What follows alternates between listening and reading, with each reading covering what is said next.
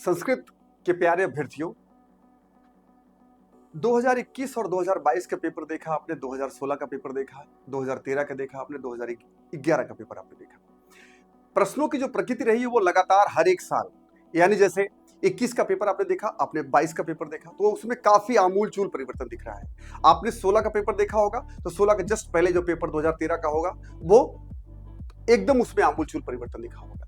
सवालों की प्रकृति लगातार बदल रही है, मतलब कहीं ना कहीं चयन आयोग आपके साथ एक आंख बिचौली जैसा खेलते जा रहा है। 21 का पेपर कठिन, 22 का पेपर सरल, 13 का पेपर कठिन, 16 का पेपर सरल।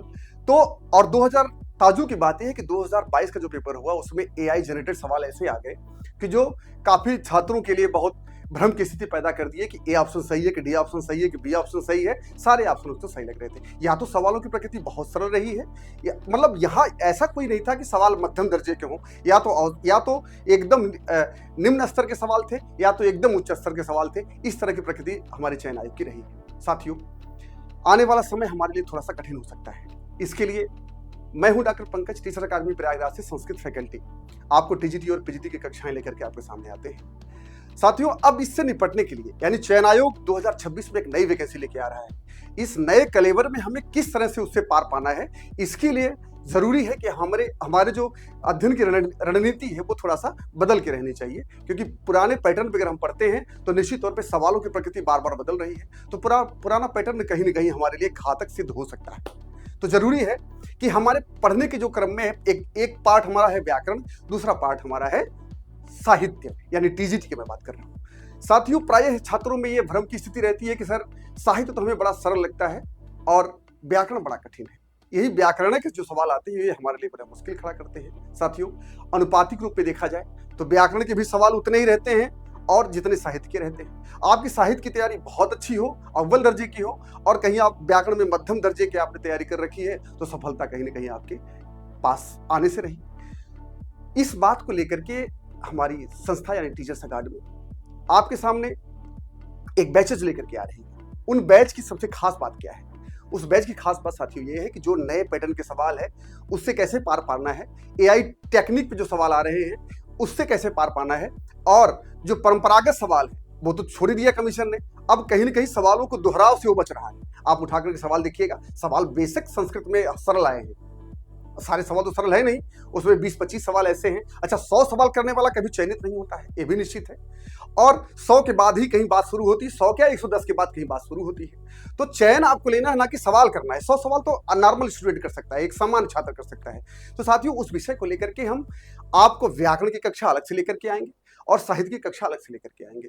व्याकरण की मैं बात करूं तो क्योंकि पाठ्यक्रम में जो पाठ्यक्रमित हमारी पुस्तक का नाम है वो है बाबूराम सक्सेना कृत संस्कृत व्याकरण प्रवेशिका। एक बड़ी सहज बात उसने किया कि आपको जो पाठ्यक्रम में उसने निर्धारित कर दिया कि आपको इसी में से सवाल बनेगा और सवाल हम इतने में से बनाएंगे। ये तो अच्छी बात है, लेकिन कभी कभी ये होता है कि उसमें प्रिंटिंग होती है, प्रिंटिंग में कहीं मिसप्रिंट है, तो उस बात को लेकर के आप कभी कमीशन जाएंगे, कभी आप हाई कोर्ट चले जाएंगे। इस बात को लेते हुए हम एक अध्ययन की जो हमारी रणनीति होगी वो थोड़ा सा अलग होगी, क्योंकि हमारी ऑथेंटिक बुक है लक्ष्य सिद्धांत कौमुदी वरदराजकृत।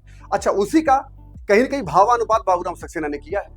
तो कभी ऐसी स्थिति न आने पाए 2016 में, 2021 में सवालों को लेकर के लोग कोर्ट, हाई कोर्ट तक पहुंचे, लेकिन ऐसी स्थिति न आने पाए। हम दोनों पुस्तकों से यानी व्याकरण के लिए सबसे पहले अध्ययन हम करेंगे लक्ष्य सिद्धांत कौमुदी वरदराजकृत, और इसके बाद हम अध्ययन करेंगे दूसरे पायदान पर बाबूराम सक्सेना कृत संस्कृत व्याकरण प्रवेशिका से। एक बात हो गई व्याकरण की। दूसरी बात हम साहित्य की बात करते हैं। साहित्य में हमें पढ़ना 2 काव्य है, 2 नाट्य है और 2 गद्य आपको मिलते हैं। तो हम उसका क्रम से आपको नाम बताना चाहेंगे। अगर हम नाट्य की बात करें तो अभिज्ञान शाकुंतलम है, उत्तरामचरितम है, और हम पद्य की बात करें तो किरातार्जुनीयम है और मेघदूतम है और निषेधकम है, और हम अगर गद्य की बात करते हैं तो सुगनाशोपदेश यानी कादम्बरी का एक बड़ा छोटा पार्ट है, बहुत पतला सा, और दूसरा जो शिवराज विजयम है, पंडित अंबिका दत्त व्यासकृत है। तो बहुत संक्षिप्त में हमारा एक पाठ्यक्रम है साथियों, बहुत आराम से इसको पढ़ा जा सकता है। और 2016 में इतनी ज्यादा वैकेंसी आ रही है कि ये इतिहास एक बनने जा रहा है चयन आयोग का। और आप अगर इस 2022 में आपके पेपर बहुत अच्छे नहीं हुए हैं तो, और बहुत अच्छे भी हुए हैं तो क्योंकि मेरिट थोड़ा सा ज्यादा कुछ जाने की आशंका जताई जा रही है, तो इससे साथियों आप सजग होकर 2016 के लिए, जो 2016 का पेपर आपने देखा, 21 का पेपर देखा, 2026 में आपको सतर्क हो जाना चाहिए, क्योंकि पैटर्न अब लगभग बदल चुका है। तो आप 26 के लिए अगर थोड़ा भी सचेत हैं, थोड़ा भी संवेदनशील हैं, तो साथियों आइए 2026 के लिए संस्कृत विषय से एक हमारा बैच या चलने वाला है 20 जून से, और उसका नाम है धुरंधर 2.0। अगर आप जुड़ते हैं साथियों, मैं फिर से एक तारीख बताना चाहता हूं, 20 जून से हमारी कक्षा चलने जा रही है और सायं 4 बजे से, उसका नाम है धुरंधर 2.0। आप हमसे जुड़िए, निश्चित तौर पे जो नए कलेवर के सवाल हैं उससे हम पार पाएंगे और एक सीट सुनिश्चित करेंगे। तो साथियों, हमारी संस्था से जुड़ करके इसका लाभ उठा सकते हैं। बहुत बहुत धन्यवाद।